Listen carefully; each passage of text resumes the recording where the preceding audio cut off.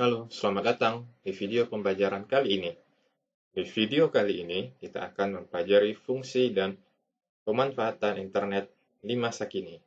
Saat ini, pemanfaatan internet telah memberikan segala bentuk kemudahan bagi kehidupan kita, mulai dari bangun tidur, kita sudah memegang HP, kita sudah berinternetan ria, bahkan hingga kita akan beranjak tidur malam pun, kita masih memegang HP dan berinternetan ria.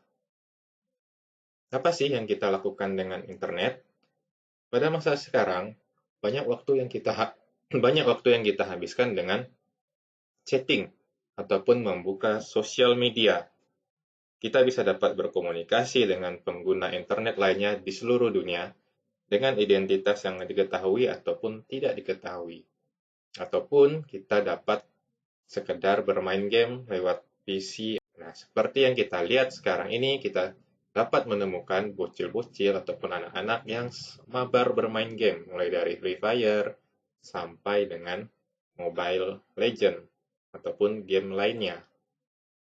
Nah, pada pertemuan kali ini, yang pertama kita akan membahas fungsi pokok internet. Ada 4 fungsi pokok internet. Yang pertama, sebagai media komunikasi.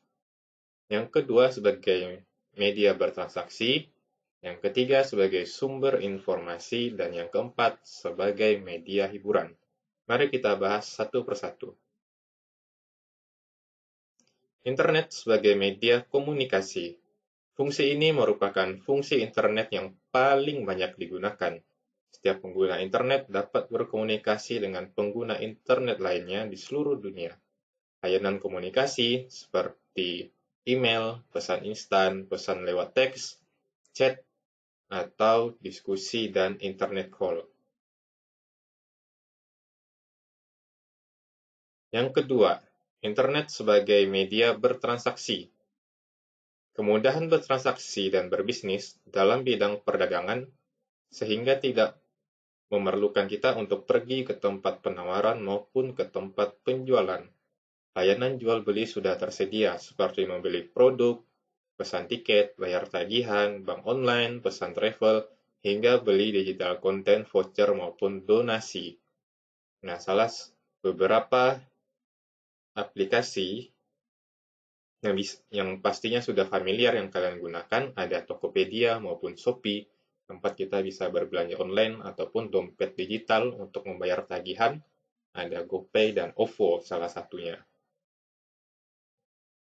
Kemudian internet sebagai sumber informasi. Berkembangnya pesat internet menjadikan internet sebagai informasi yang paling penting dan akurat, karena sifatnya sangat cepat dan mudah diakses oleh siapa saja, seperti mengakses informasi berupa peta navigasi, layanan produk dan jasa, ramalan cuaca, berita setiap hari, laman berita pemerintah, mencari alamat, lowongan pekerjaan, ataupun informasi lainnya. Nah, tapi hati-hati dengan menyaring berita yang kita terima, terutama berita hoax yang belum kita pastikan kebenarannya.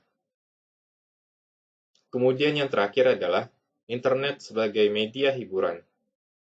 Sepertinya tidak dapat dihindarkan bahwa hiburan hadir pada media internet karena lebih murah, lebih cepat, dan dapat dijangkau dan diakses oleh seluruh dunia. Lewat internet, kita dapat mencari informasi hobi, menjelajah web yang beraneka jenis, menonton video, mendengarkan lagu, bahkan melakukan streaming online. Nah, itu tadi adalah 4 fungsi internet. Pemanfaatan internet yang akan saya bahas pada kali ini ada 3. Yang pertama, di bidang pendidikan, yaitu penggunaan e-learning. Lalu yang kedua, di bidang pemerintahan, yaitu e-government. Lalu yang ketiga, di bidang kesehatan, berupa peningkatan layanan rumah sakit. Nah, salah satu tonggak sejarah paling penting di abad milenium ini adalah lenyapnya konsep jarak.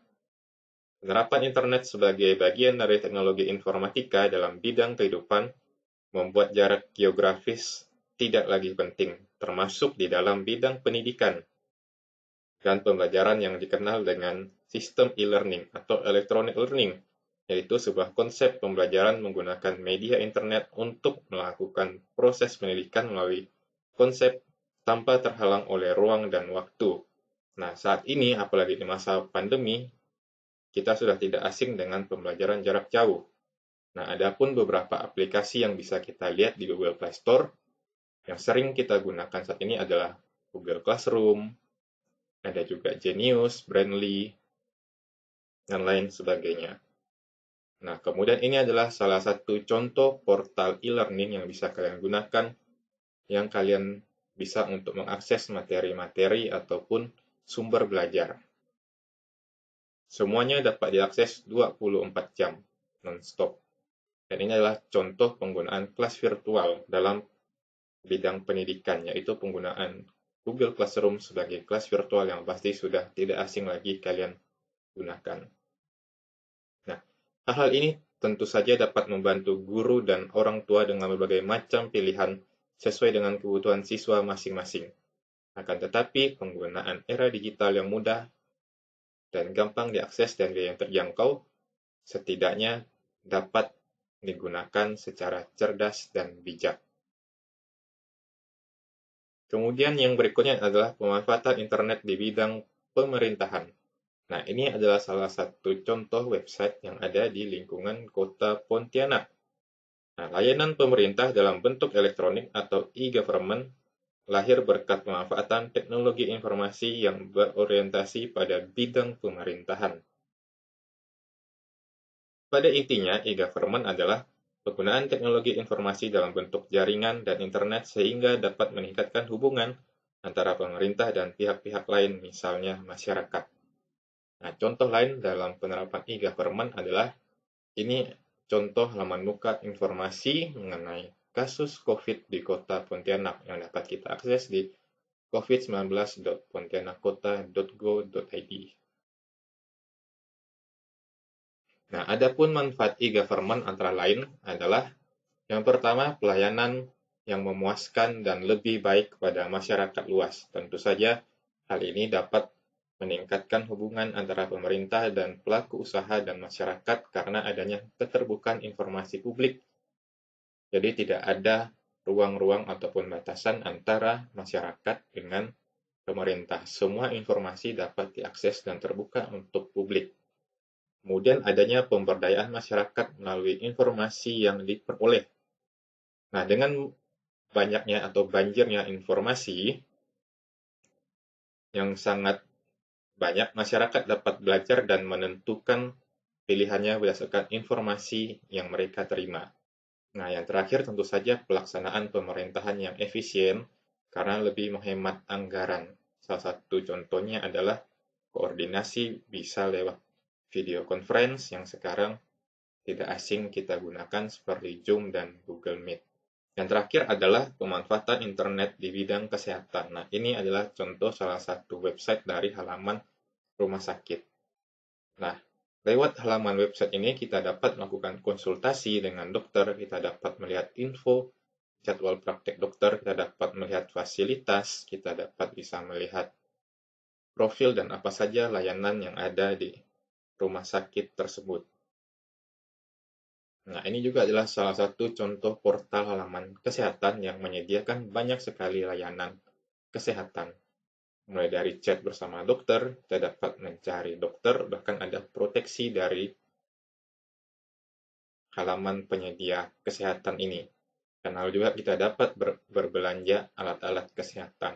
Nah, peran jaringan komputer untuk peningkatan layanan rumah sakit tentu saja dapat memberikan kecepatan, keakuratan informasi tentang pasien dan dapat membantu memberikan informasi mengenai rumah sakit pada publik sehingga dapat meningkatkan citra rumah sakit di masyarakat sebagai pengguna jasa kesehatan.